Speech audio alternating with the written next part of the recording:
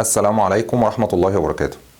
78% من نوبات الصداع اللي بنعاني منها كلنا بشكل متكرر بيكون السبب الرئيسي فيها هو التوتر والعصبية والقلق، وبناء على مكان الصداع ومدته نقدر نحدد نوعه وسببه كمان. في الحلقة دي هنعرف مع بعض كل أسباب وأنواع الصداع، وهنعرف إزاي نفرق ما بين كل نوع فيهم. أنا محمود جمال، ودي حلقة جديدة من برنامج وقاية. أول نوع من أنواع الصداع وهو الأكثر انتشارا والمعروف بالصداع التوتري. والألم في حالة الصداع التوتري بيكون ما بين خفيف إلى متوسط، وبيتميز إنه بيزيد بالتدريج على مدار اليوم وبيوصل ذروته في نهاية اليوم. وبيكون الألم في حالة الصداع التوتري على شكل حزام في منطقة الجبهة، وممكن كمان يأثر على منطقة الرأس من الخلف. ومدة النوبة في حالة الصداع التوتري ممكن تبدأ من نص ساعة وممكن تستمر لمدة 7 أيام، وفي الحالة دي بنسميه بالصداع التوتري الحاد. أما لو استمر الصداع لمدة أكتر من 15 يوم على مدار أكتر من 3 شهور، ففي الحالة دي بنسميه بالصداع التوتري المزمن.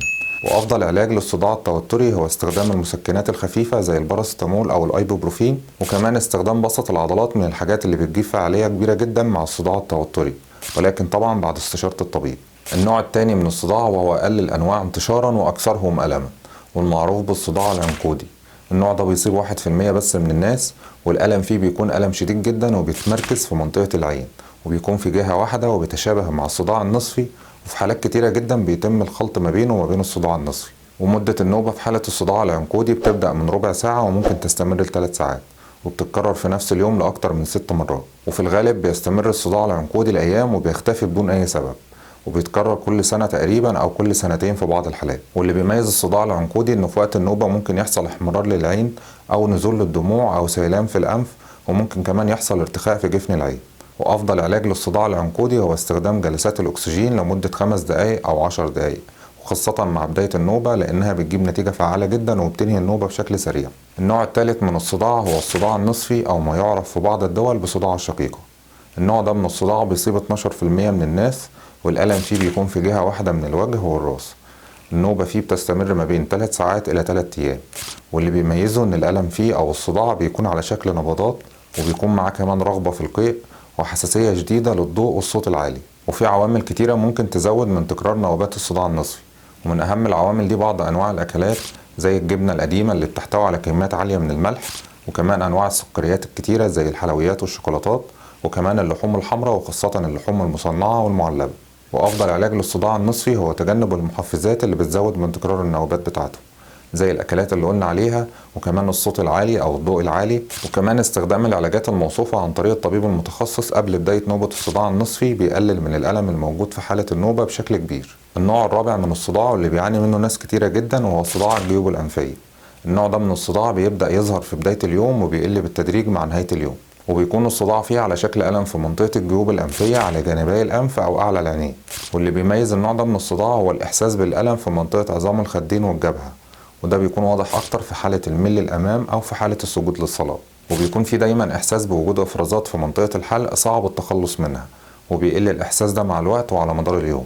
وبتزيد فرص الإصابة بصداع الجيوب الأنفية في حالة وجود مسببات للحساسية زي الأتربة أو الدخان أو حبوب اللقاح. وأفضل علاج لصداع الجيوب الأنفية هو تجنب مسببات الحساسية اللي قلنا عليها، وكمان غسيل الأنف يوميا بمحلول الملح بيساعد بشكل كبير جدا في تقليل التهاب الجيوب الأنفية وعلاج صداعها. النوع الخامس هو الصداع الناتج عن وجود مشكلة في النظر زي ضعف النظر، وده يعتبر السبب الرئيسي في حالات الصداع عند الأطفال، وممكن يكون السبب فيه هو القراية لفترات طويلة أو الجلوس أمام شاشة الكمبيوتر أو الموبايل لفترات طويلة. وفي الحالة دي بتكون المتابعة مع طبيب عيون متخصص وعمل فحص للعين من الحاجات المهمة جدا لتجنب تكرار نوبات الصداع. النوع السادس هو الصداع الناتج عن ارتفاع ضغط الدم، والصداع في الحالة دي بيكون على شكل ألم في أعلى الراس أو إحساس بفوران في الراس، وفي بعض الحالات ممكن يكون معاه تغير في لون الوجه للون الأحمر. ومتابعة قياسات الضغط بشكل منتظم والمحافظة على ضغط الدم في المعدل الطبيعي عن طريق تقليل الوزن وممارسة الرياضة والاهتمام بالأكلات اللي بتحتوي على البوتاسيوم وتقليل الملح هو الحل النهائي للصداع الناتج عن ارتفاع ضغط الدم. النوع السابع هو الصداع الناتج بسبب الإصابة بالأنيميا.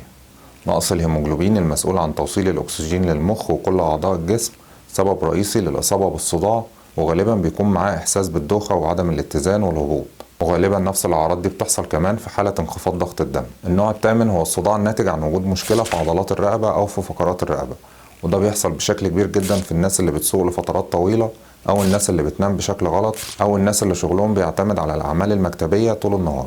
كل الأسباب دي ممكن تعمل تشنج في عضلات الرقبة أو تأثر على فقرات الرقبة وتسبب الصداع اللي بيحصل في منطقة خلف الراس من الأسفل. أما النوع التاسع وهو الصداع الناتج عن وجود مشكلة في الجهاز الهضمي زي عسر الهضم أو القولون العصبي أو وجود التهابات في المرارة، ده يعتبر سبب رئيسي للإصابة والصداع المتكرر، وعلاج المشاكل الموجودة في الجهاز الهضمي هو الحل النهائي للمشكلة دي. والنوع العاشر والأخير وهو الصداع الناتج عن الشخير أثناء النوم.